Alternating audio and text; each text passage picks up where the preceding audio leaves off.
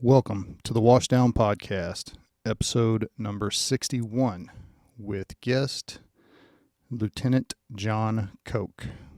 John has been in law enforcement since 1997. He has served in various aspects of that, from patrol, communications to detention. He is also the FRST, or FRST Midwest Regional Coordinator, and that's a peer support organization. And he's been active in peer support for a number of years. He's also involved in WCPR, which he will explain what that is during the podcast. So we had a great time. Joey Clevenger joined us to do a little bit of guest hosting, and I hope you guys enjoy this episode. We had a blast filming it and got a lot of valuable information. So here is episode number 61 of the Washdown podcast with guest Lt Jon Koch. I mean, there's part of the street. I mean, you have like a foot, right, technically, before you're going to get a ticket. Just don't get on my lawn. Now, and you said I was bad. At least I'm in my 40s. Joey, you just turned 30? I'm 31. Yeah. Yeah. Well, can you imagine him in 10 years? Oh, man. How bad that's going to be? I'm going to be the worst. I am going to be somebody's worst nightmare because, I mean, my next door neighbor paid someone to get their leaves like out of their yard. Really, all they did was just mulch it up. She's like, "Oh, can you bag it?" And he's like, Yeah.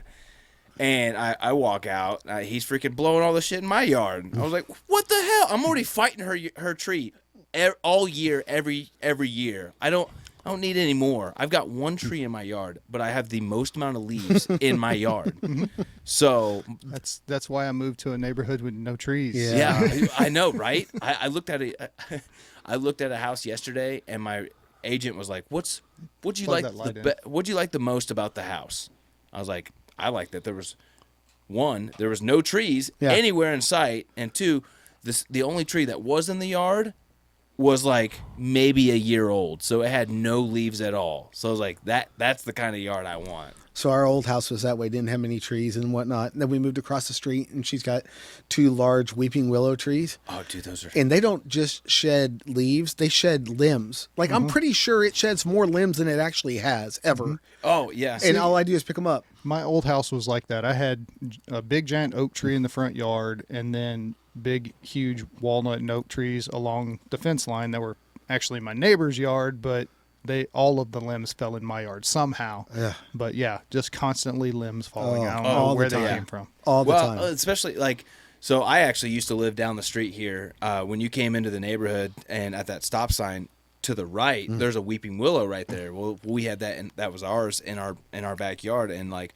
my dad would be like, "Hey, it's about to storm. Wind's picking up. Go mow the yard real quick." Man, that thing's like a whip in my face. Oh, yeah. Oh, it is the worst. Oh, yeah. Or they somehow get tied together and it just wraps around your neck. And I've almost got thrown off my mower because it's tied itself so strong. Oh, nightmare whipping willows. Yeah. Yeah. I believe I saw something like that on The Witcher this past season. It sounds exactly like what you're describing. Yeah, less violent though. Yeah. Probably. Well, John, Hey, thanks for coming on the podcast. glad to be here. I appreciate it. So, let's get started. Okay. How about you tell us a little bit about yourself? Like, how did you get in law enforcement? Well, first of all, I have to say I'm a little awkward sitting in a room with my back to a wall, cornered by 3 firemen. I mean, this is like every cop's nightmare. This is actually a setup. Yeah. We put the smallest fireman between you and the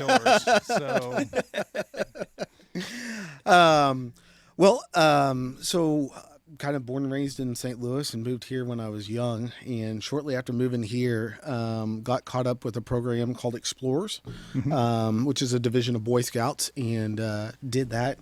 And they invited me to Shawnee PD to see their Explorer program. And man, I'd never considered law enforcement before. It wasn't even something on my radar. Actually was going to go Navy, wanted to fly jets. somehow I got out of that. You watched that documentary Top Gun one too Yeah, many well, times, didn't you? I also had an uncle who was a naval aviator, so that helped a okay. little bit. I'd done a couple of Tiger cruises and whatnot, and so got involved with the Explorer program at Shawnee, and still kind of thought, it was fun. It was kind of interesting to see a different perspective, but still wanted to go into the Navy. And so I went ROTC at KU, and I got about 6 months into that and went, no, this isn't for me. And yeah.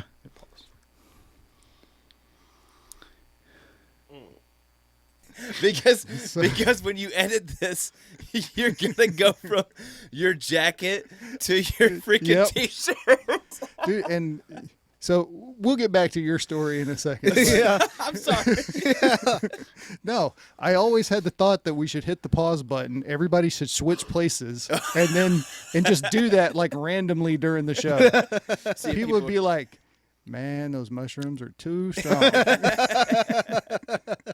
Well, and I thought actually about taking my hoodie off, and I realized I'm wearing a sheriff's office shirt underneath it. So I was like, probably not good to advertise that much anyway. Well, I mean, yeah, I don't have the technology to blur it out. Yeah, so. that's You all know, right. truthfully though, it may depend with as short staffed as every department is. They're probably like, yeah, just tell them we're hiring too. Now accepting applications. Feel free to apply at www.truckout.org. They'll probably just take it through Twitter. Just copy and paste your resume through Twitter. Yeah, Yeah. exactly. Yeah. Send us a TikTok video. It'll be fine. Yeah. Can you arrest someone? Yeah, we got a 30-second clip of that right there. They're gonna start like recruiting off like World Star. Like, dude, you should have seen the way this dude tackled this motherfucker. Get him off. Wait a minute. Will your tens of viewers really be like the recruiting type that we're looking for? No, they're all intelligent. And they wouldn't apply for the police. Got it. Wow. Well, I just know where this is going. I know where the boundaries are set. So I'll give you a little fair warning after the fact, since you already took one to the thanks. chin. Don't throw any softballs up because they probably will get smacked out. Yeah, of the that's all park. right. So I'll probably throw a few up there. I'm known for it.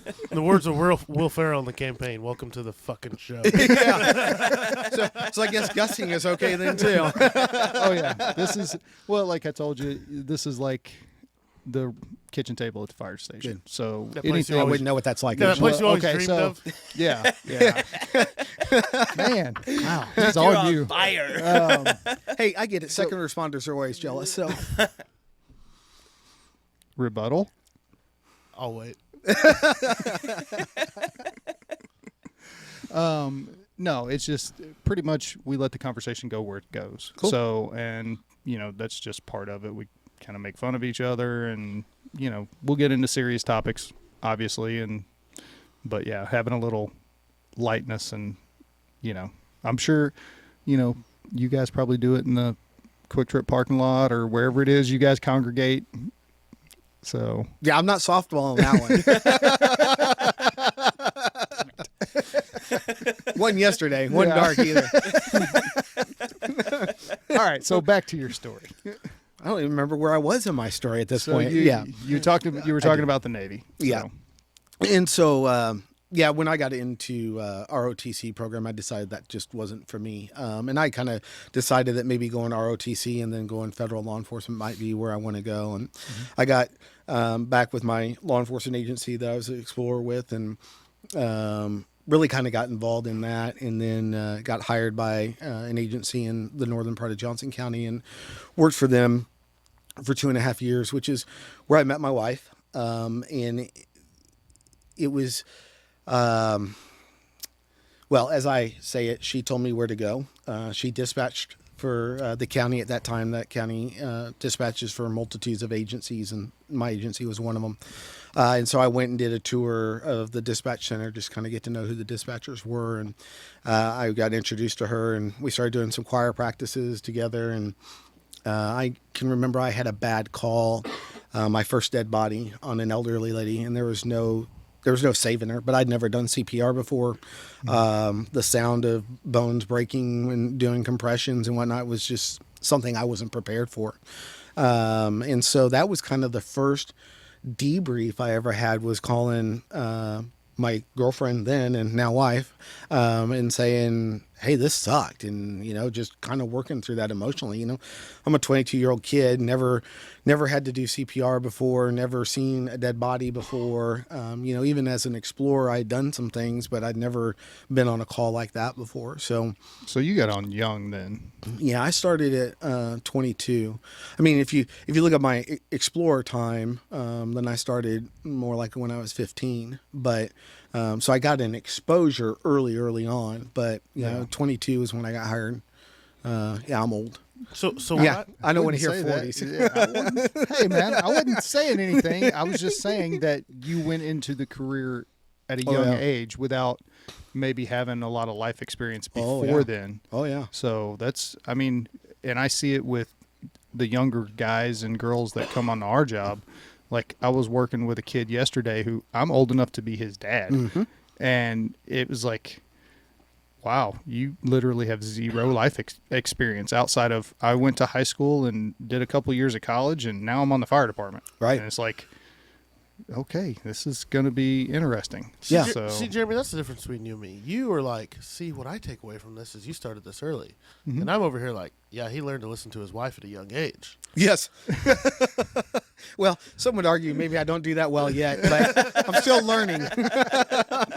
That's a lifetime achievement goal right there. It's we all fall short sometimes. She had him trained, and he didn't even know it. She's like, I'll be your dispatcher. You're going to do exactly as I say.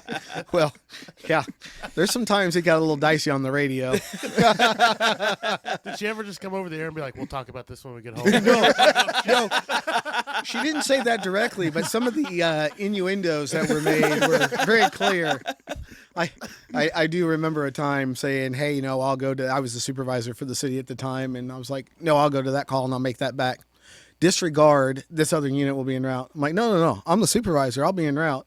No. This person will be around. I'm like, well, we're not fighting over the radio right now, but call the dispatch center. Yeah, exactly.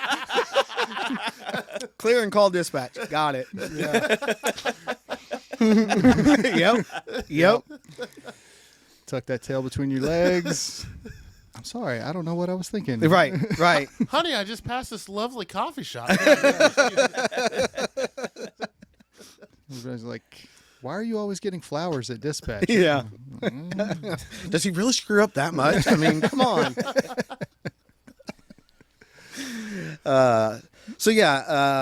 I worked for that agency for about 2.5 years, and then I went back to the agency that I worked for as an explorer. I was there for just shy of a year. They had an incident involving a couple of officers. 2 of them were friends of mine, and the way that went down, I just wasn't really thrilled with. It kind of gave us some angst about if I was ever involved in the shooting, how that would go. And, my wife and I talked about it a little bit and said, hey, maybe it's time to move on to somewhere else. And so I went to another agency, dispatched for 7.5 years, and was just missing the road, missed doing cop work. Yeah. And so I talked to my wife and I said, hey, I know you're at the sheriff's office. Do you mind if I come to the sheriff's office? And because one thing I've never wanted to do is I don't want to overstep her or overshadow her in my career. I mean, we have our own paths. And so, but she was very good about it. The sheriff at the time was a former chief of police that I'd worked for. And so I had a conversation with him, and the rest is kind of history. I've been there for quite a while, and it's been an eye-opening experience in the last few years, especially getting in this job young. The way things were handled back in '97 when I started, to the way things are handled now, and the way the public is, and the pressures and everything else is just completely different. I gotta be honest with you. I've told people I'm not sure I would get in this business again if I knew, or if things were the way they are now. Back 26 years ago, 5 years ago, whatever. Yeah, I've had several conversations with officers in the past week, and it's like I still love doing the job, but I've got all this stuff in the back of my mind of, okay, how is this going to play out, or how could this be construed, or and even talking about this is the number one enemy. Oh, yeah. Everyone, just like every video that you see, you don't see really the cop side of how, this person really wasn't listening to the cop, but it was you just catch the cop finally, the police officer finally got to the point where he's like, I'm just done dealing with this person. We're going to take care of it. And that's what you see. Well, We were getting filmed last night on a gas call. Oh, yeah. On a gas call. Because at one point you're just like, hey. Some genius freaking went to bed and left his stove on. So gas all throughout the apartment complex or apartment building. So we have to break down the door and turn this dude's stove off. And he does not wake up until I'm standing in his bedroom shaking him. Was it me? Not you. Look kind of like you, though. I was like, James? Were you like, this son of a bitch did it again? Did you move? So, but no, I mean, there's cameras everywhere, and but they're selective of what they record. Well, they're selective of what they share. Yeah, That's the key right there. I remember there was an issue here in our city about a year and a half ago of a drunk, pregnant female jumped on the back of an officer, started punching him and biting him. And, of course, what's the officer do? Just flip her right on over forward. But the only part they showed on the news was her getting flipped forward. And I'm like, nah. She had to come from somewhere. Yeah, Right. How do you think she got there, folks? Yeah. But, and, we've talked about it. There's, in your profession and our profession, civil service, we're not getting the applicants that we used to. Nope. It's the amount of people applying has gone way down. And we're starting to see departments, both PD and FD, starting to lower those standards a little bit. Which is unfortunate. Hey, I mean, it is. Got to fill those spots. Yeah. Oh, no, I get it. I mean, Well, guess what? yeah. Yeah. You're going to see what's going to happen in a year, 2, 3, 4 years, 5 years. It ain't going to be good. I can tell you that right now. I can remember a supervisor when I first got hired at the sheriff's office saying to me, you were the cream of the crop of the applicants that got hired or that were in the pool and you got hired here. Now try to be the cream of the crop again in the agency and continue to rise and continue to go and whatnot.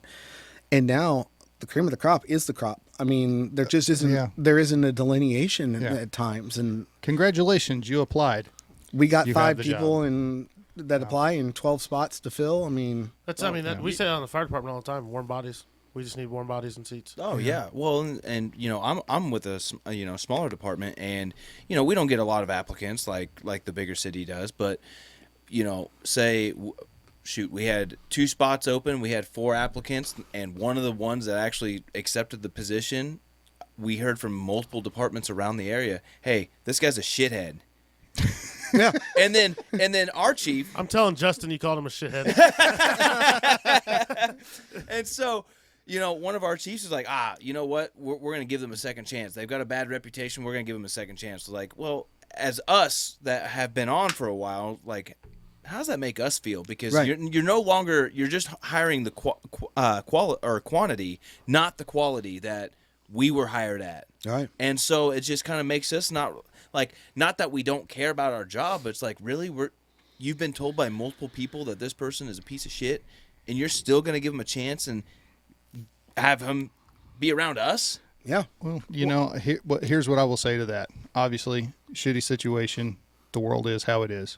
And you can look at it 2 ways. Either you can look at it as this dude's a lost cause. I'm not going to spend any time on him. He's worthless, blah, blah, blah. You can go down that road. Or you can take the initiative, be a leader, say, you know what?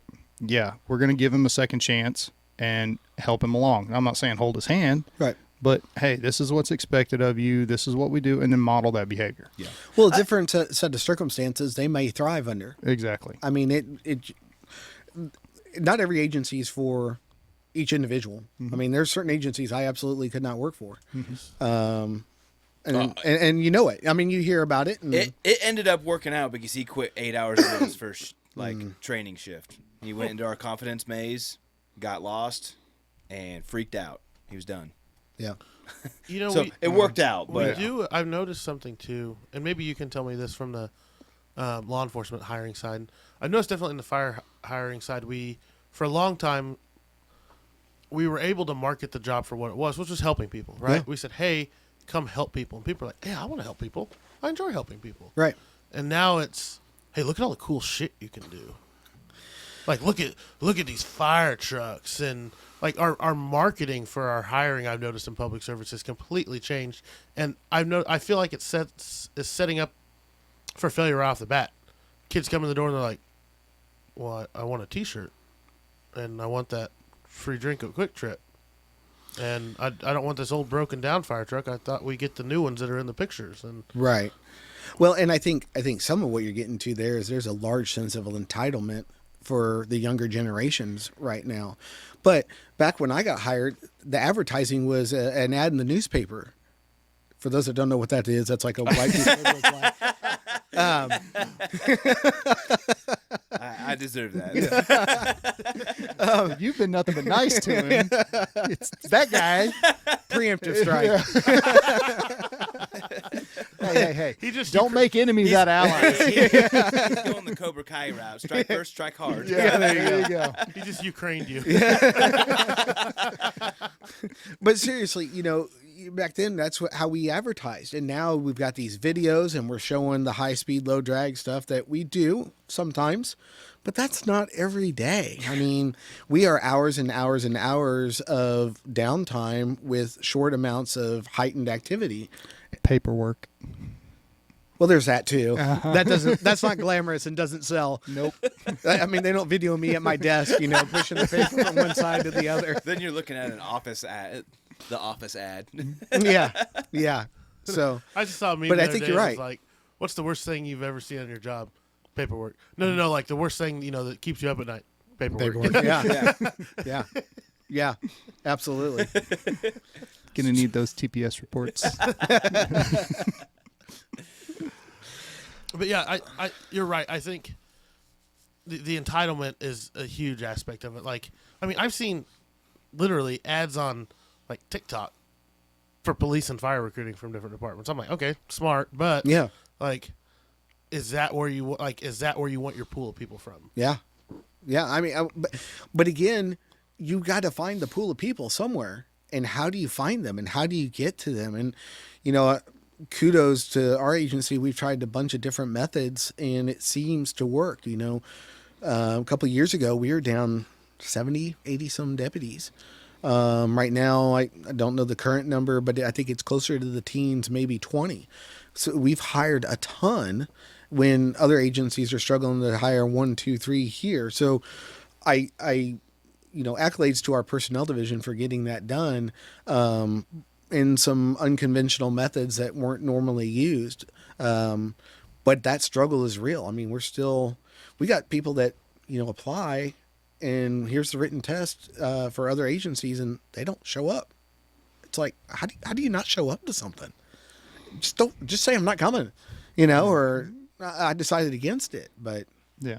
But that's the way the things are these days. Yeah. So let's talk about WCPR and peer support and all that other good stuff. Yeah.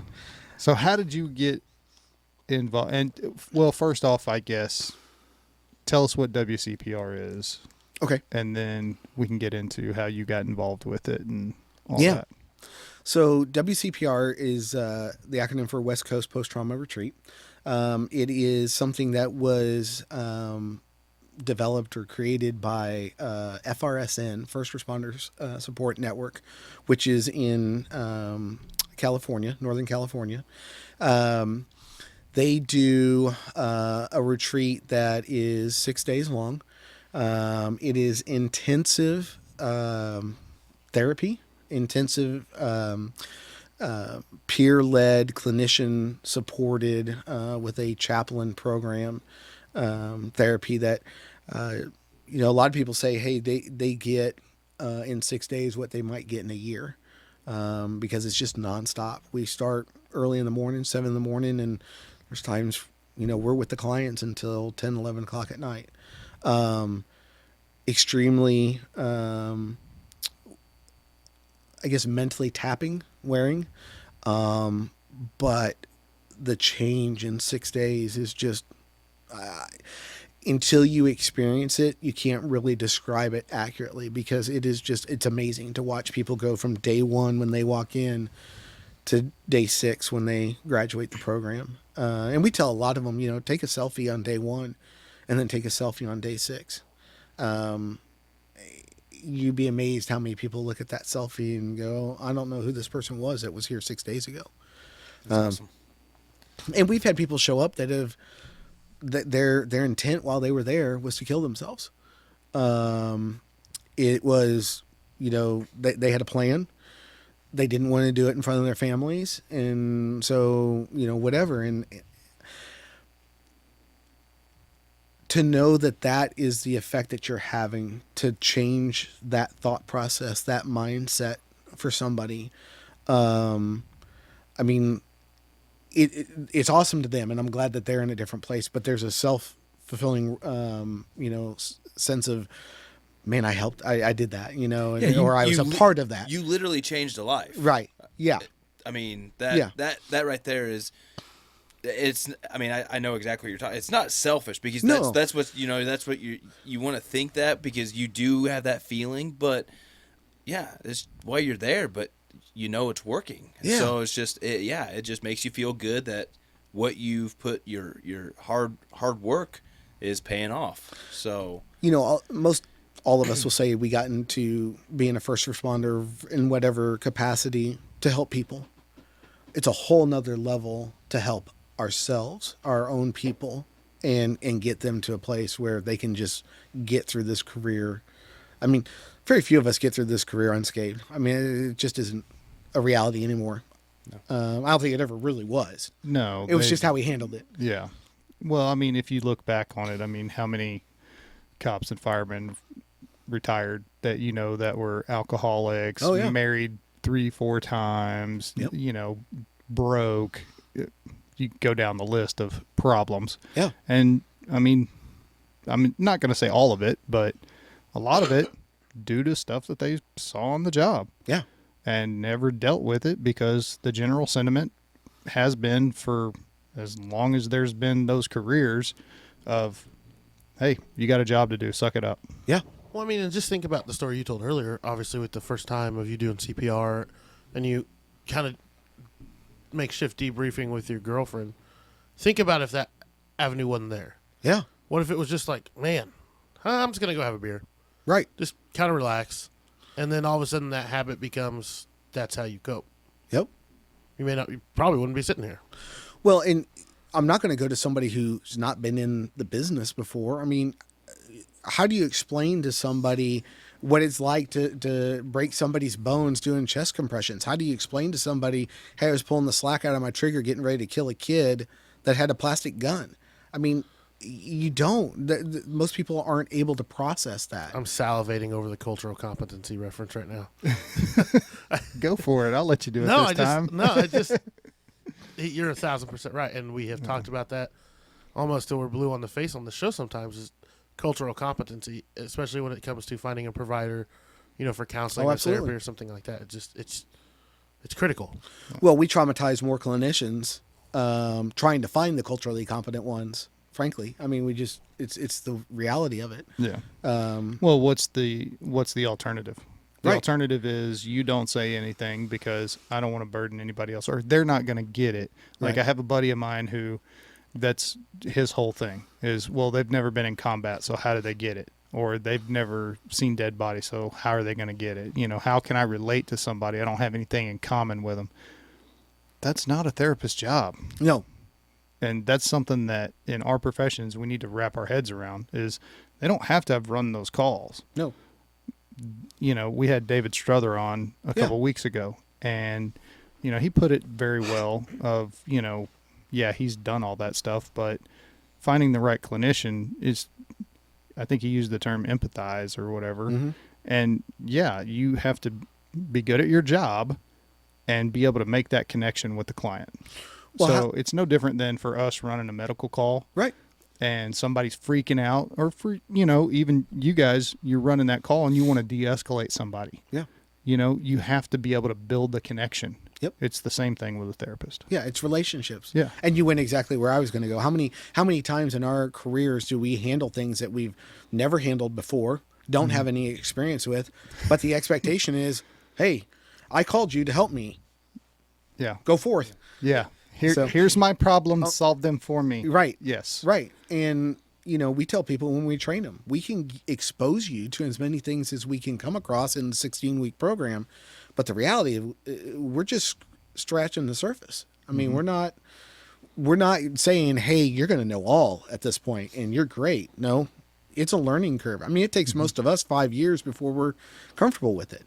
So yeah, it's only understandable that when you go to find a clinician or somebody like that wants to be culturally competent with us, it's going to take them time to get there also.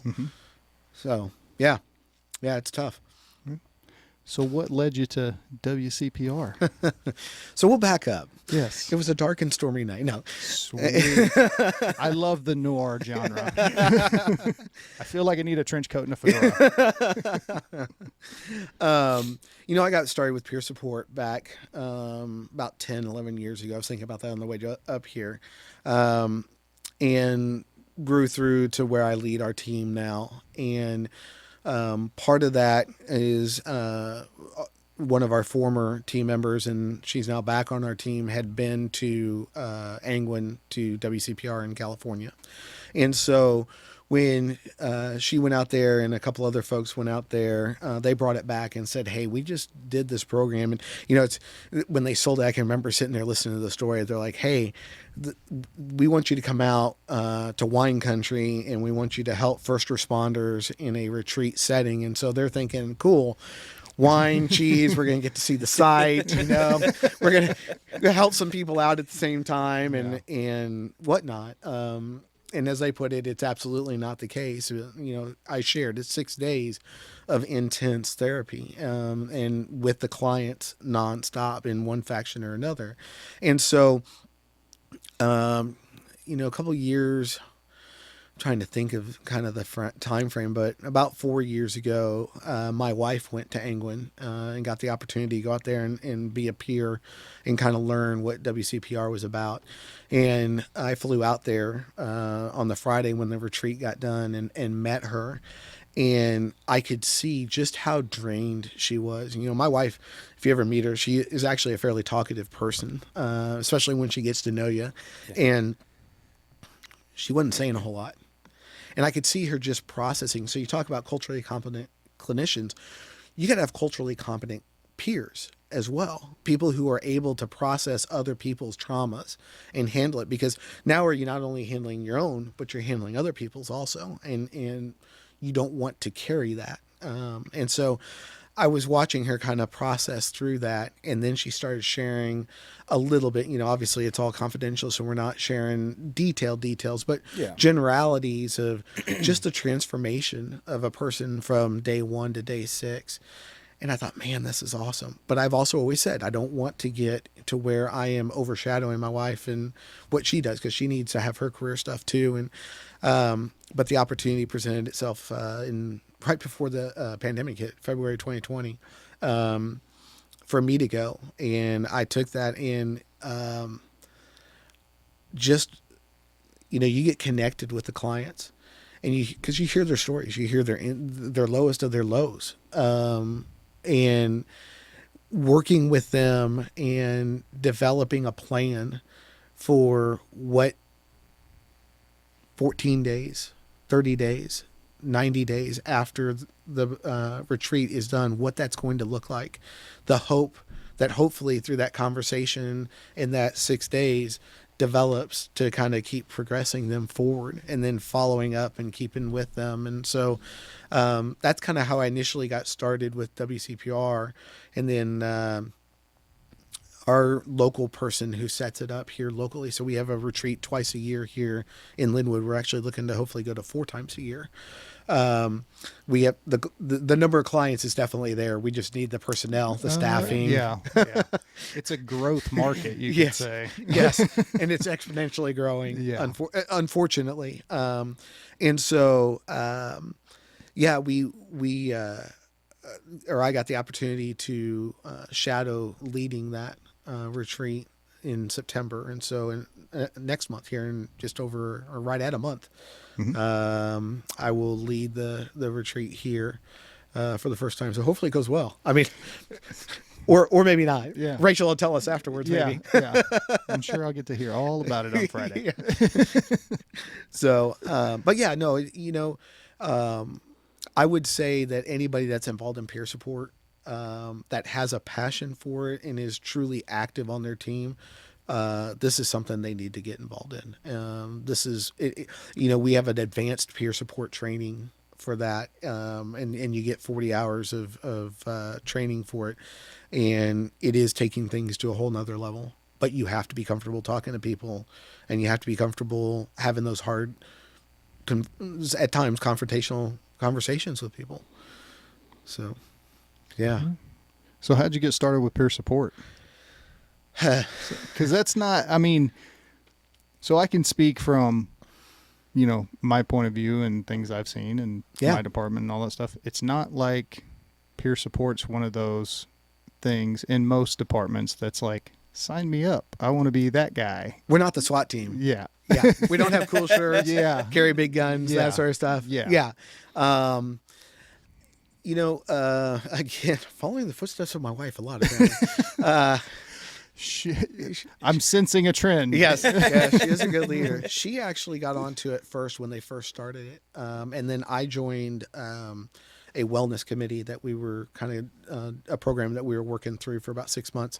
And the person who was leading the peer support team was also leading that wellness committee.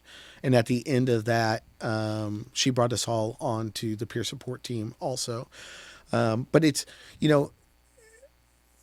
those of us that have joined the team, and when I look for new peer support team members, I'm looking for those people who are noticing when someone's not right and going up and talking to them. When you walk through the squad room and there's a couple of guys over in the corner talking about a call and kind of debriefing it about, those are the kind of people that we're looking for, because they're naturally seeing, hey, we need to talk about this. There needs to be a conversation about this. Yeah. So you're seeing the ones that are already doing it, and Yep. then you're taking them and giving them the training to be able to formally. Yeah. Yeah. Yeah, So absolutely. setting people up for success. Yes. Yeah. As supervisors, that's what we do, right? Yeah. Or try to. Yeah. That's exactly. Sometimes we succeed. Sometimes we do. Sometimes we fail miserably. Yes. But yeah, even when we do our interview process, that's one of the things we ask them, or their supervisors, is, hey, how have you seen this individual interacting with other peers? Because we don't want the person that everybody's going, oh, I want to talk to them. That's not what we're looking for. Yeah. So, Well, and unfortunately, you do sometimes get those people that are involved, and they can wreck a peer support program absolutely. very quickly. Absolutely. Because and it's the same thing with therapists or whatever, because cops and firemen, we have one bad experience with somebody. Yep. Everybody's going to know about it. Yep. Yeah. And then that person's kind of just persona non grata after that. Well, especially when we talk about the confidentiality side of things. I stress that all over the place. I get supervisors that will ask me to reach out to somebody, and then they'll follow up with me and say, hey, did anybody reach out? I gave that to somebody, and I trust my people did what they were supposed to do. But for confidentiality reasons, I don't want feedback. I don't expect feedback, because we want them to feel like they can go talk to anybody and not have to worry about it getting back. Yeah.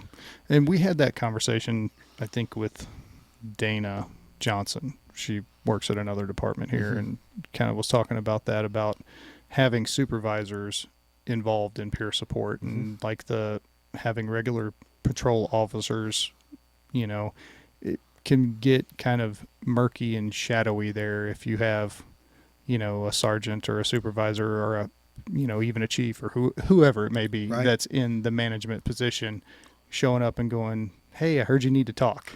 And Right. it's like, not to you. Right. Well, and I think you hit a good point there.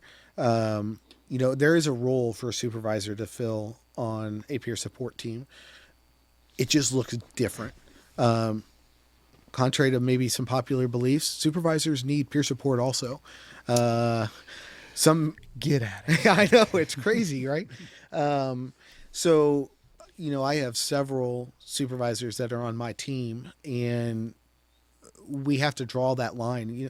I'll have deputies that will come to me and say, hey, can I talk to you? And I'll lay out the ground rules, but I tell them up front too, I can't take my supervisor hat off. It can't happen. So if if you're going to tell me something or want to talk about something that could be an issue, I'm going to probably have to refer you to somebody else because I just don't think that's in your best interest. And so, but I've peer supported multitudes of supervisors above me. And it's not uncommon. So one of the things I'm also on is the command peer support team through MARC, Mid-America Regional Council. We're one of the only ones, I think we are actually the only one in the country. And so there's, I think over 100 of us now that are commanders and are on that team. So we go in specifically to talk to majors, captains, chiefs, that sort of thing. So yeah, probably would make those guys a little bit more comfortable. Oh, yeah, right. Just as much as a deputy's not going to want to go talk to the sheriff, a sheriff's not going to want to talk to a deputy for peer support stuff. Yeah. So, yeah. Yeah, it's that whole command and leadership thing. And, there's certain, I don't want to say affront, but there's a certain image, I think, that a lot of people get caught up whenever they're in that supervisory role of they have to project this image of calm and all of that stuff. And then, whenever you're talking about peer support, that's a vulnerable time. Yeah. And you're talking about some hard stuff that's affecting you in a very significant way. So, but I think it's important for those supervisors to show their vulnerabilities. Oh, absolutely. Because that opens the door for those people underneath them to say, hey, even he is having a problem with it. I'm having those problems too. It gives that comfort level to have that conversation. Well, and that's leadership. That's leading by example. Yes.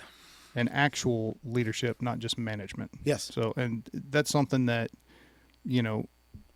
I think it's, I don't want to say it's a dying art, but it's definitely not as prevalent as it used to be. Yeah. Yeah. Well, you said it earlier. When back in the olden days, we had a bad call, rub some dirt on it, and move on. Who do we learn that from? Our senior guys or supervisors.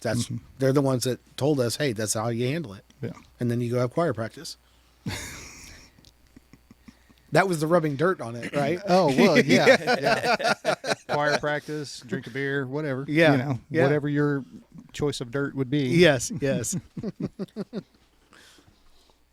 But even going to a supervisor and trying to, even if they are in a peer support role, it's hard for you to go to them if you're under them, you know, because you don't want them to be like, oh, well, you can't be back. You can't go back to work.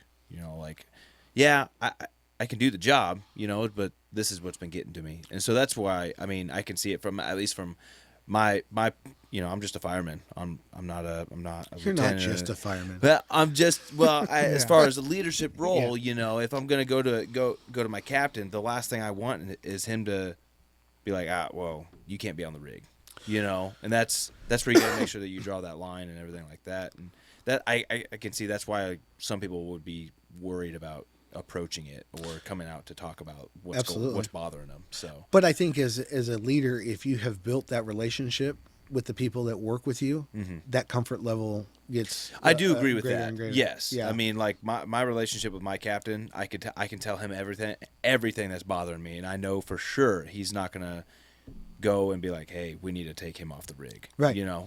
Because I've had that experience. I've gone through a couple bad calls and it was at least able to talk to him because we don't really have much of a peer support. Part of our peer support kind of fell apart because they ran the same bad call I did. Yeah. So, but that's the thing. So yeah, being able to be confident and be able to talk to that captain or peer support that you want to keep it confidential. You don't want to make sure that, right. You don't want someone to second guess your work, basically. Right. So. But, you bring up a good point.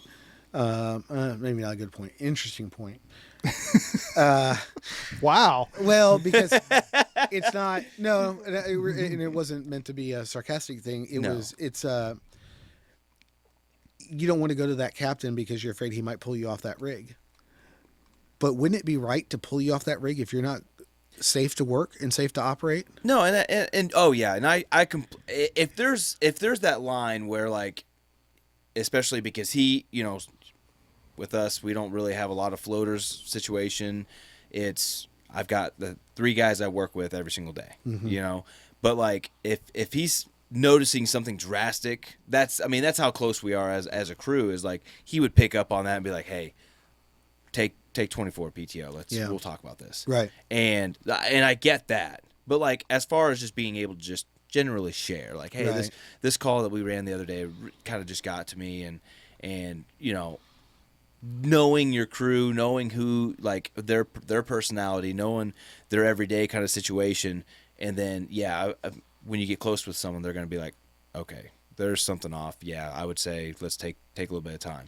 But yeah, so that it's not like just sharing that to a point where you are going to get taken off. Like, I'm not saying push yourself through and put someone else in danger. Right. Because that's the last thing we don't want to advocate for that. Exactly. But and any peer should be noticing that too. Yes. And then, I mean, that's part of what we should be doing as crew members or as teammates or however your agency refers to it, is watching out for each other. Oh yeah. You know, we say that all the time. Oftentimes, those of us that work close together, and I mean, you guys share rooms and eat meals together. And anyway, you guys are going to know. Don't be jealous. You guys are going to know when something's not right. And you're probably going to realize that probably before your family does. Probably before your spouse, maybe even. Oh, and I've certainly had some people be like, why do you keep asking me if I'm all right? It's like, I pick up on that, and I'm like, hey man, are you sure you're all right? You're just not acting the same. Yeah. You know, because you do just pick up on those tendencies of their normal workday habits, and like, I haven't spoke to so and so all day. Right. You know. Right. And we're in the same room. Right. So, and that's the thing. So you just pick up on those things, and you're just like, hey, is there something you need to talk about? What's bothering you? Right. You and know? we're all creatures of habit to some degree. I mean, you're going to know when that habit is not happening. Yeah. Well, and I was going to say, I think with the fire department, with us, it may be a little bit, I don't want to say easier, but since we are together at a station and we run as a crew and all that stuff, for you guys, it's probably a lot different and a lot harder to really notice those changes because you're by yourself a lot, or you only see each other on calls. You don't have that same, I don't want to say closeness because that makes it sound bad, but you're not together. How many times have we also said though too, usually our job, if there is a bigger problem going on kind of under the table, usually our job is the last thing. So, and I've been thinking about that recently.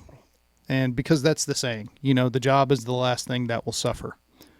But thinking back, I mean, just even in my own particular case, there were clear signs. I was grumpier, I'd spend more time in my room, there are signs. So, yeah, just because you're coming to work and you're making the rig and you're doing your job and going on the calls, your behavior changes. And I'm not saying that it's always in a drastic way, but enough of a way that a crew that you work with on a normal basis should notice. Well, and I think it depends on what the issue is too. If it's work related, it's probably going to show up at work. But if it's not, that might be the area where you feel freedom, I guess, away from whatever else is bothering you. And yeah, everything is normal because it's your outlet. So, but I still think someone who's been around each other for an extended period of time, if you're having home problems, eventually somebody's going to notice that, or should notice that, you would think. Yeah. But some people are good at it. Well, oh yeah. And kind of to add on to what, it is a lot more noticeable for us to figure that out. I mean, because we're hanging out in the day room or around the kitchen table most of the day, having a cup of coffee. Unless you guys meet up for lunch or dinner on during shift, like the only time you see each other is during a call and game face is on. Right. Like, I mean, you got to be there. You got to be able to, like, you guys communicate to the point that you guys need, but you guys are, hey, we're on a call. Let's, and then afterwards, like, hey, good job. I'll see you later. Well, it's not uncommon, especially for my agency, for our guys to go in service after roll call, and they may not see another one of us until the end of shift 10 hours later. And that's just the nature of the beast for us. We have areas that we are covering that are so large that it doesn't happen. As a supervisor, I try to do what I can to make it out to my people when I'm working the road, but that doesn't happen either. I mean, things get in the way, that paperwork or something.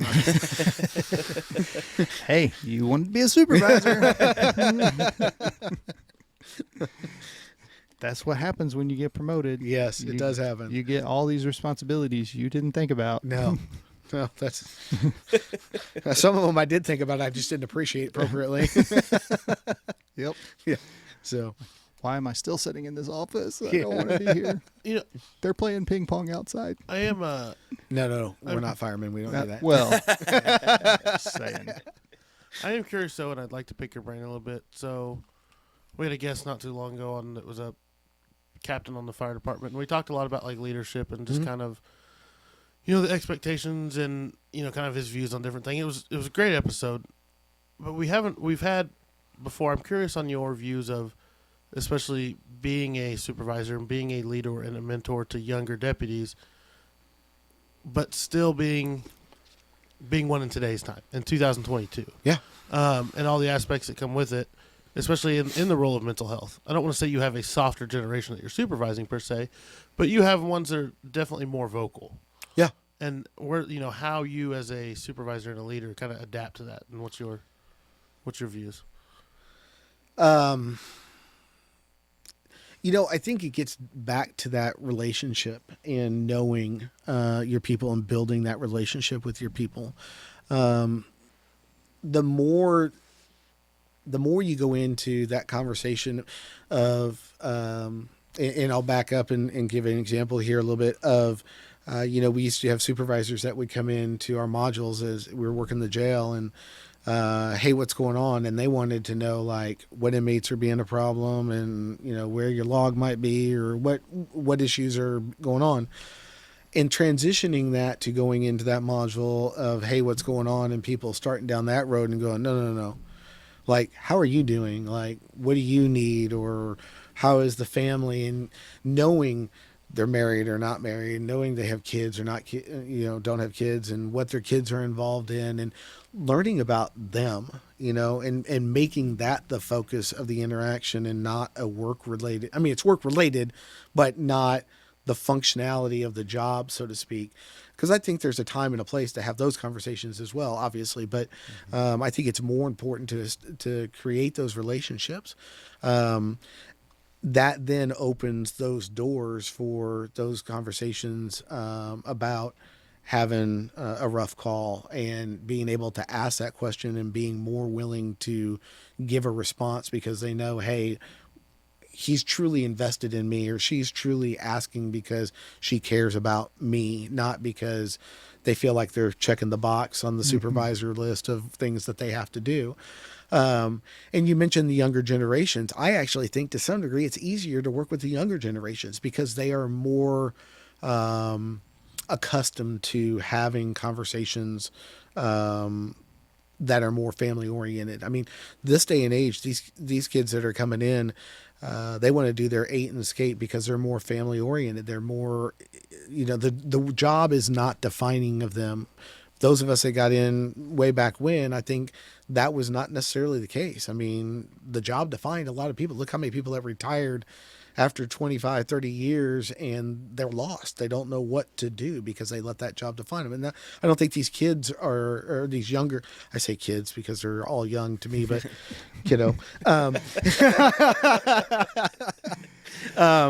but yeah, I mean, I to some degree, I think it's easier to talk to them because I think they've kind of become more accepting of that. I'm big about, most everybody knows my rank. No, they know what my job responsibilities are. They know the position I hold. I don't get caught up into that. I don't need people to call me by my rank. I will call individuals by their first name because I think it's more personable. I don't get wound up when people call me by my first name. When the proverbial hits the oscillator, they know I'm going to be the one that's going to make the final decisions, or, I'm going to be the one that gets whatever resources they need. They know that. So, Yeah, we're a paramilitary organization, but I just kind of feel like if you kind of break down some of those barriers, it opens those doors for people to have those conversations and be more willing to have them and easier to approach. So then when I look at it from a peer support aspect, there's a lot of times I'll notice things, but I'm not going to call it out in front of other people. I'm going to seek them out and have a one-on-one conversation. Hey, I've noticed this. Hey, I've noticed that. And so, but I think there's times that it's harder to do that with the older generations, because they're just not willing to open up and, it's still that rubbing some dirt on it and moving on kind of thing. Some of them are coming around, but not all of them. So does that answer your question? Absolutely, 100%.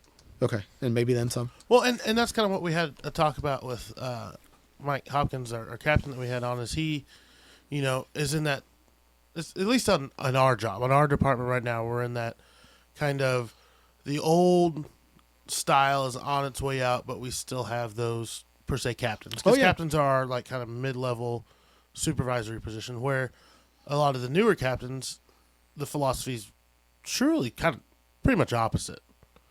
And just kind of the still maintaining for the purpose of, I don't want to say tradition, but organizational structure. There's still some of the old mindset that has to be maintained. Yeah. But outside of that, like, it's a new age. Yeah. Yeah. Well, I think, and this is my own opinion, and I think there's a line. You want to show your people that you care. And yeah, being informal like that, it pays dividends in that aspect. Mm-hmm. But there also needs to be, and maybe you can kind of speak on how you managed to walk that line of whenever, like you said, the proverbial hits the fan, Mm-hmm. like, and you're telling somebody that they need to go do this or do that, that it's not doesn't become a debate because you're just John, my buddy. Right.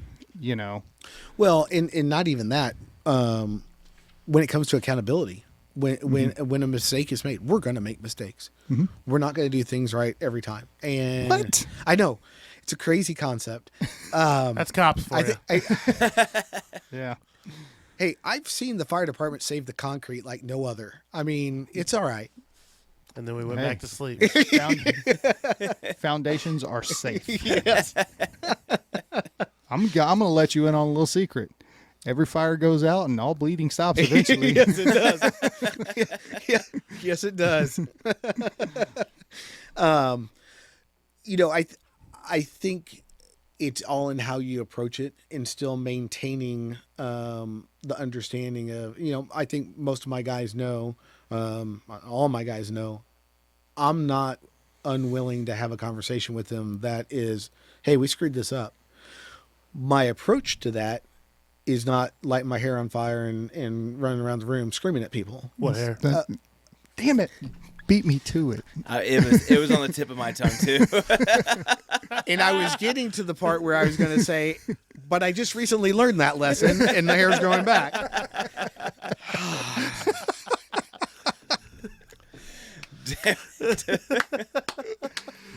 Varsity moves. He gave you fair warning. If you throw that softball up, it's getting it out. Yeah, but I'm going to hit some of my own, if you don't mind. All right, so from now on, we'll take a beat. Yeah, and the guy behind the camera doesn't show that he's bald also. So. Yeah. Oh, everybody knows. Everybody knows. I identify as having hair, so it's all good. Yeah. Okay, stay away from that. Please do. Yes. We will get canceled. Do we have enough viewers to get canceled? I mean, That's what we need to do. that's absolutely. canceled? Well, I mean, Start some controversy. I was about to say, starting controversy, Start a always controversy. Yeah. big. You blow up for a very short amount of time, and then Yeah. yeah. But they never not follow you after that. They just no, that's follow true. You. They follow you. They try and see. Because I want to see the next controversy. That's exactly it. found the pitch. Yes, Yeah. yes. It's the angle. We're just gonna say some outlandish shit now. No, I mean, but to get back to what we were talking about, I think absolutely there has to be that line. That line cannot go away. And whether it's peer support, whether it's being a supervisor, any of that, my guys, as far as peer support, will hear me say on a regular basis, who's working harder at this?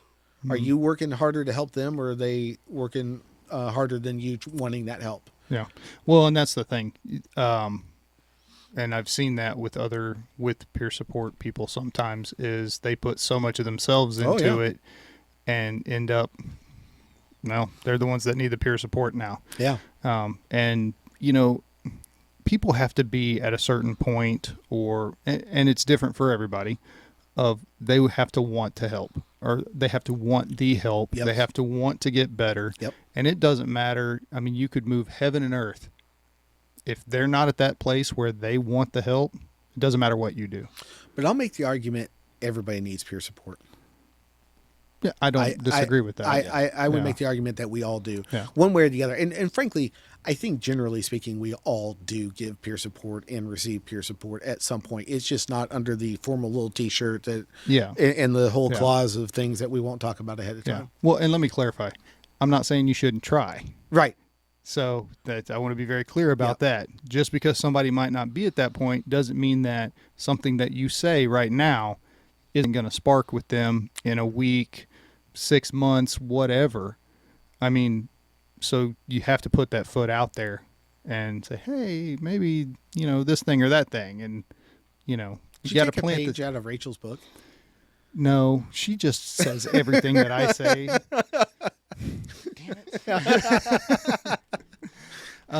We've been trying to replace him with Rachel for a year now. Since we started the podcast, I've been, on my way out. There's the first scandal. Yeah. Like, you can't kick me out. It's my house. Oh, well, now wait a minute. There's this thing called eviction. Yeah, well. I don't know how it works in Missouri, but I can tell you about Kansas. Yeah, I got squatters' rights now, so. You are not here that much. That you know of. Yeah. That's True. We are on opposite shifts, so. I'm getting a Ring doorbell camera. That son of a bitch. Guys, who's renting these movies? Yeah. Yeah, that's why we switched to all streaming. No, but to go back to the whole leadership conversation, like I just had this conversation the other day with the station that I work at right now. Just got a bunch of brand new firefighters, and I mean brand new. And their normal captain was off, so I was there their first day, and so what a rude awakening. Yeah. So, but anyway, like the way that I approached it, like gathered them all together, and they're asking questions, and I mean and I'll call them kids because they're kids. Yeah. But they're solid. They want to learn. They are all about it, and they're showing initiative. So they come to me and they're asking me questions and all this stuff, and I'm kind of telling them, look, I'm not your normal captain. He's gonna train you guys the way that he wants you, and do things. I said, but for today, I said, look, here's the deal. I said, I'm trying to be pretty laid back. I'm not going to get upset about stuff, and I will explain to you anything that you want to know. I said, but if we do get in that situation, where we're on a call and I tell you to do something, I expect you to do it right then. Right. I will explain it to you afterwards, because if I'm telling you to do something, it's a safety issue. Right. Either we got to get out, or there's a car coming at you, or, whatever the case may be. I'm not just going to go around telling people what to do, because I didn't like that whenever I was a firefighter. I wanted to be able to do my job and not have to be, okay, what do I do now? Okay, is this okay? I'm not going to be that guy.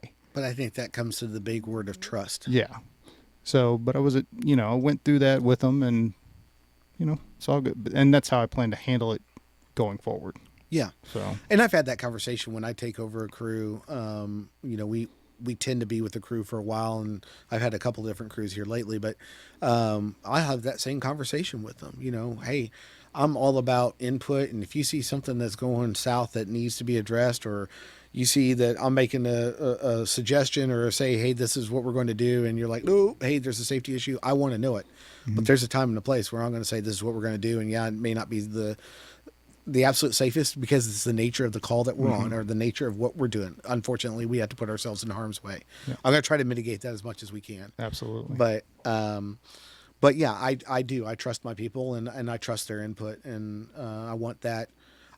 I trust that they will raise their hand and say, hey, what about doing this or what about doing that or could we do this or whatever when the timing's appropriate. Yeah, so. Absolutely. Yeah, and like I told them, my main goal, the whole thing, is to make sure that all three of you go home in the morning. Yeah. And the rest of us do too. So, because if we didn't do that, we didn't have a successful shift. I do not want to have to call your significant other and say, hey, they're in the hospital or worse. Yeah. I don't ever want to have to make that phone call. Yep. And unfortunately, the reality as a supervisor is that may happen. Yeah. So. Yeah. Man, that got down real quick. Yeah. Don't worry. James will say something in a minute. Maybe not.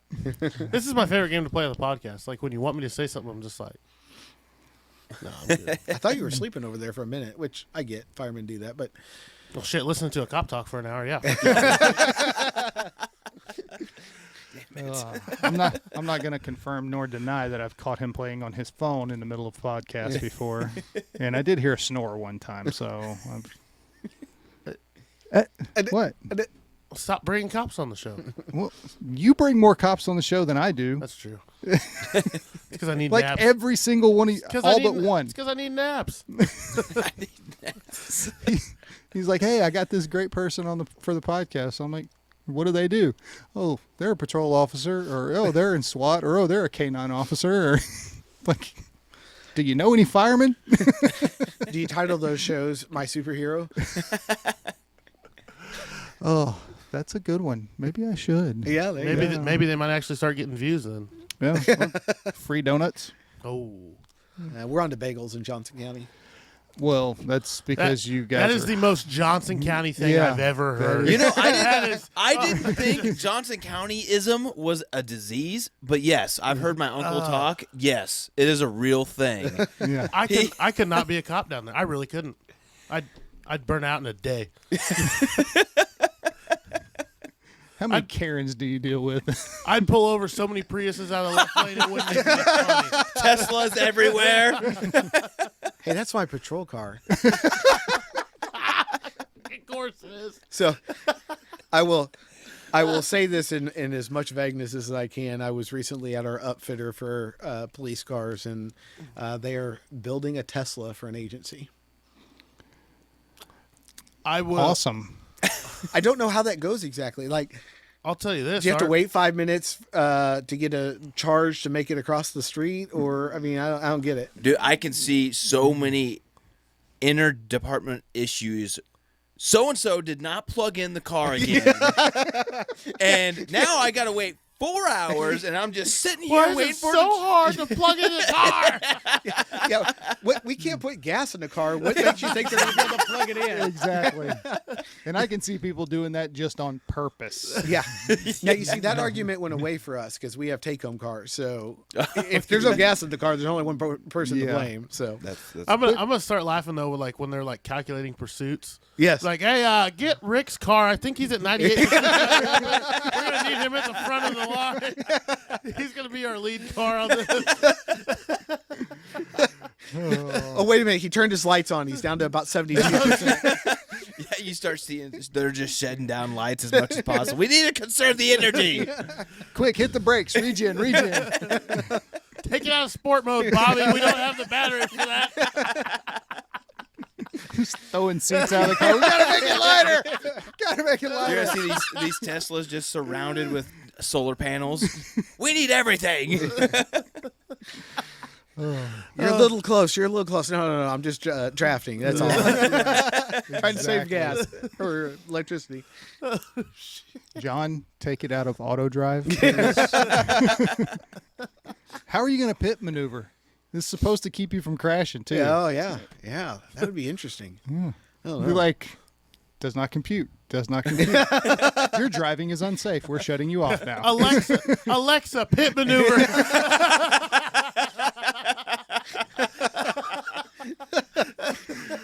I wonder, those lane assist things. I wonder if it's kind of like that. As you're trying to turn right, it's trying to turn you back left. Oh yeah. Only criminals will have gasoline engines. Yes. Yes. Oh, damn. He made a right turn. Well, somebody else is going to have to pick him up. That's going to be the new political standpoint. Guns are in the past. Now, we have to outlaw gasoline engines. Criminals They're are already doing it. Criminals are getting their hands on gasoline engines, and it's endangering the society. Have you seen what they're doing in California? Oh, yeah. They're saying no more internal combustion engines after 2035. No, bro. No. Yeah. Well, it's funny that I also saw an article about three weeks ago where they tell all the citizens of California, hey, stop charging your cars. We're out of electricity. Right. Exactly. Right.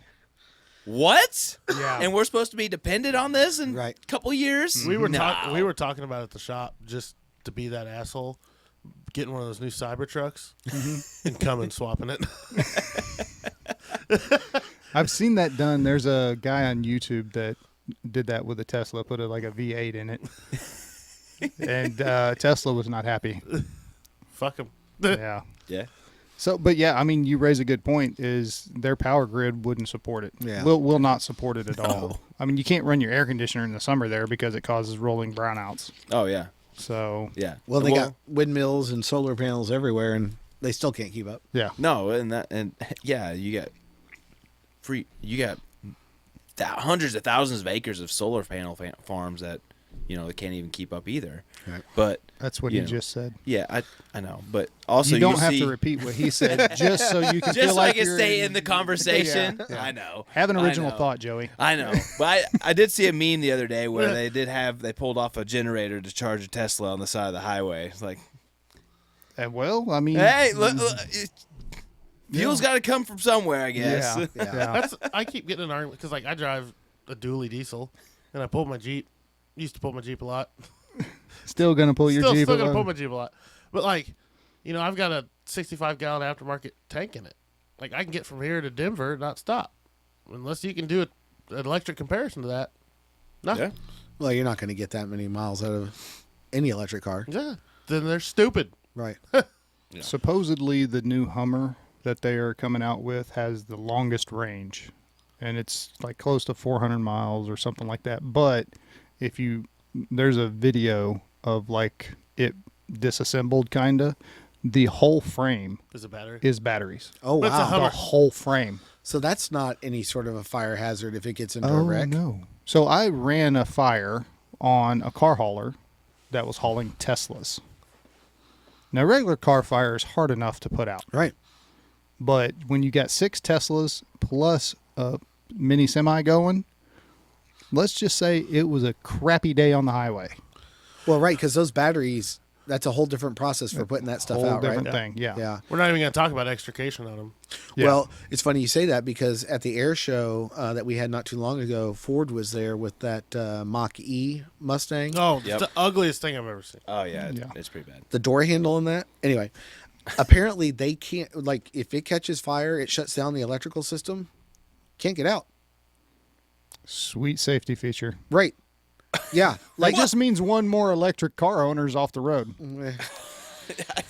That's morbid, but yes. Yes. Hey, that's a real hot opinion. There's our second controversy right there. Yep. We're going to get canceled for that. Yep. Yeah, You know what I don't get is you keep seeing these electric cars, and they're all technology filled.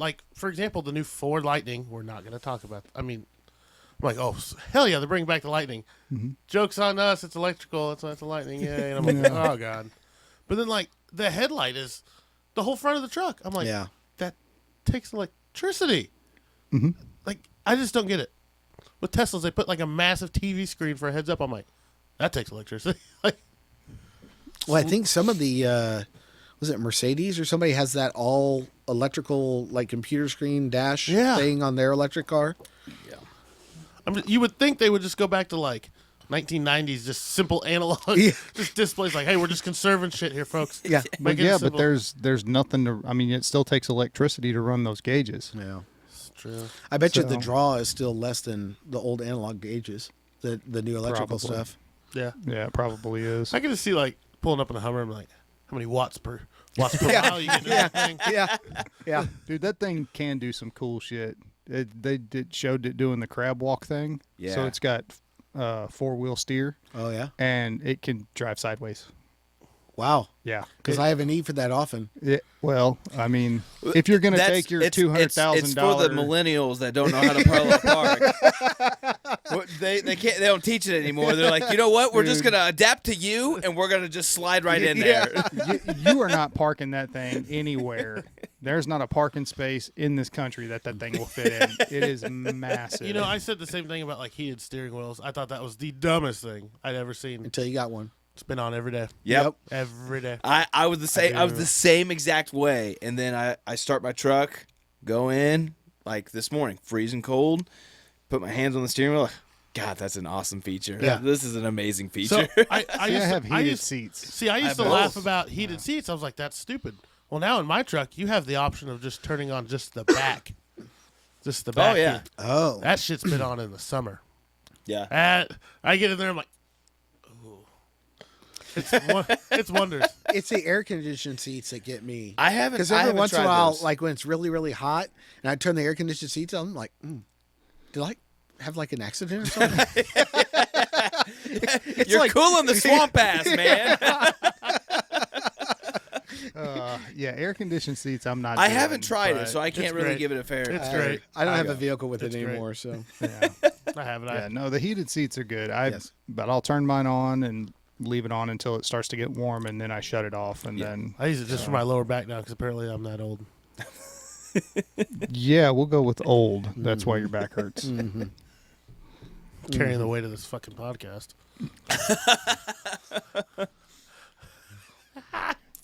Okay.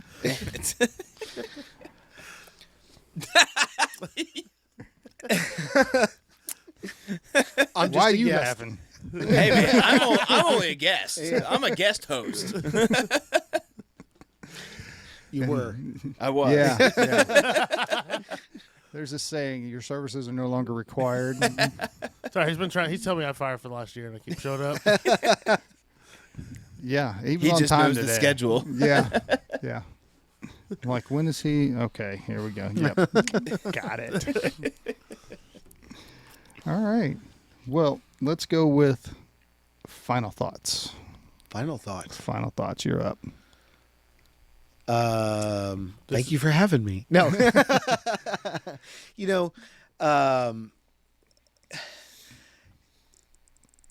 you asked me 25 years ago about peer support and having conversations and opening up with people and talking about just the shitty days that we're having or the calls that we've been on and that sort of thing. And I don't know that I would have been as receptive to it as I have been since I've seen the transition of what it can do and how it is. And I know there are people that work for my agency. They're like, he's going to talk about peer support again, really? But I am that passionate about it. I've seen it work. I've seen it work in myself because I remember, as I mentioned earlier, the kid that I nearly shot and killed over a plastic gun. Dealing with that, the dead bodies and running out of a room when my son was laying in the same way a dead infant was a couple of weeks prior to that. So I look back and think about the traumas that I've had, and I would say mine are probably more cumulative than any one incident. But we all have them. It's just having that maturity level in your life to be able to think that or realize that talking about it is the solution. And I'm no clinician and I don't pretend to be one. I just know some really smart ones. And to hear them talk about, the more you talk about things, the more your brain processes it, the easier it is for you to then handle that situation personally and whatnot. and some of the other things that they do with individuals, you see it work, and it's just hard to believe why you wouldn't do it. Why would you not at least take that opportunity to try? And I think we all have that obligation to each other in this profession, especially in this day and age, to come together and watch out for each other, and make sure that we are all healthy. You know, let's make the goal of every one of us to go out of this career as mentally healthy as we came into this career. I mean, it's going to change us. It does. I can't sit in a room without my back to the wall and being able to see everything. And you see my wife and I try to sit down in the restaurant. It's like musical chairs. The kids are like, mom and dad are fighting over chairs again. But yeah, I mean, it's going to change us, but it doesn't have to be detrimental to us. And we should be able to cope with the career that we've chosen, because it is honorable. So. One thing I love that you said is, well, I don't love that you said it, but you know, there are it's those okay, guys, you can love it. There are those guys that when you walk in the room, like, oh God, here comes the peer support shit again. Yeah. But those are also like, it's almost like just flooding the market, because they also, if you say it enough and you're always there, if and when that time does come for them, they know exactly who to call. Yeah.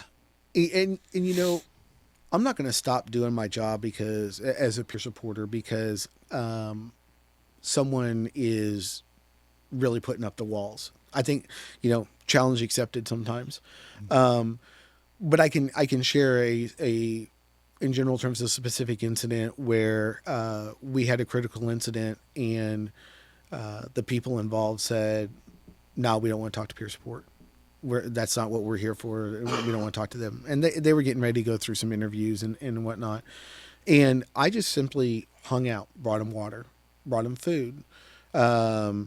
Just said, hey, you know, just so you're aware, your sleeping might be off a little bit tonight. These are some things to expect over the next couple of hours, days, weeks, months, whatever, if it goes on, you know, that sort of stuff, and how to cope with that.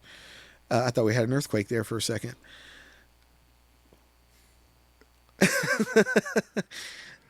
And later it came out, you know, somebody was like, well, he ninja peer supported us.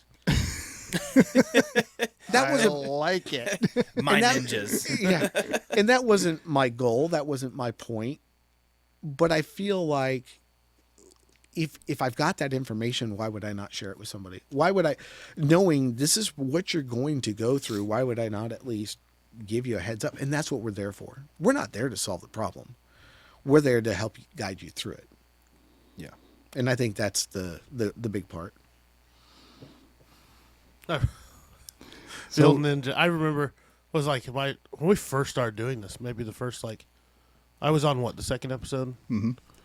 And I remember, like, I went home that night and it was rough. Because it was like everybody, you know, talk about James and all James's problems. I remember I went home that night and that was like the worst sleep I've ever had. But like, it was just, it was great. Like, this whole podcast has been, it's just one of those things, like, it just kind of ninja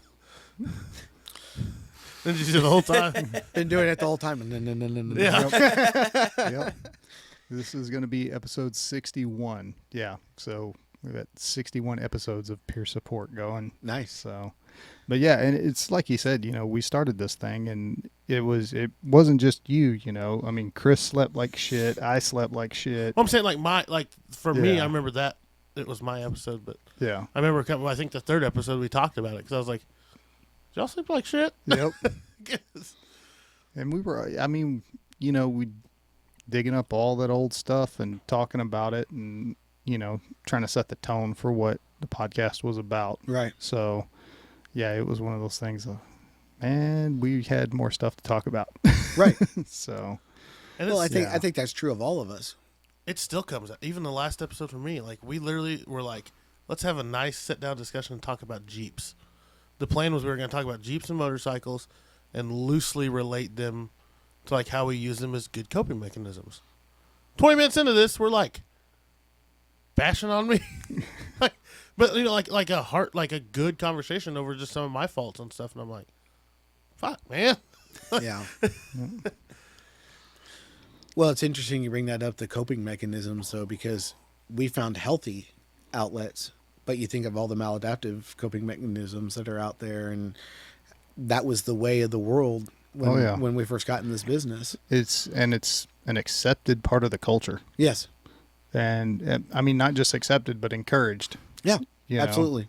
I mean, So- what's the term for whenever you do something good? You raise a glass. Yeah. We ain't talking about Dr. Pepper. Yeah. Yeah. Yeah. So, I mean, let me be clear. I'm not saying that, go out and have fun with your crew and all that stuff, but whenever you're doing it because there's an issue that you are trying to drown or forget or whatever, that's a problem. Mm-hmm. And if it was, it's going to become a habit. yeah. Yep. And if it's like James was talking about earlier, it's okay, I'm 1 this time and then 2 next time and then 3 next, and pretty soon, it's a serious issue. Yeah.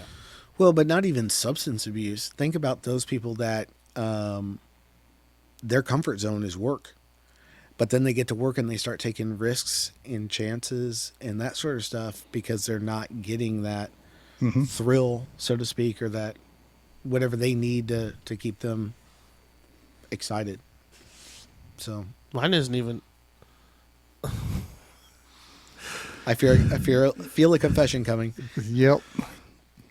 Well, it's nothing Jeremy doesn't already know. But there is a flip side to what you brought, too. There is the comfort zone is work, sometimes for the adrenaline rush, but also just for the routine. I'll tell you, for me, sometimes it's easy. I'm like, I'm just going to go to work. Work makes sense. I can function at work. I can't deal with all this other bullshit right now. Which the funny thing is, I'll go to work and deal with the same bullshit I was dealing with at home, just somebody else's, so it's not as bad. So is it like when people like wax on the fire truck, wax off, and that frustrates you because they do it in the wrong way, or? No, it's usually when like they just cook the awesome food or the great naps or the 9-day-a-month schedule, somewhere around that. I do have to say I was a little embarrassed pulling up in my car because it's really dirty right now. I thought, man, these firefighters are not going to have it. But maybe it'll be clean by the time I'm done. Maybe. No, I doubt it. The only person up there is Rachel, and she's not washing that car. I'd have to divorce her if she did. All right, Joey. Final thoughts, buddy.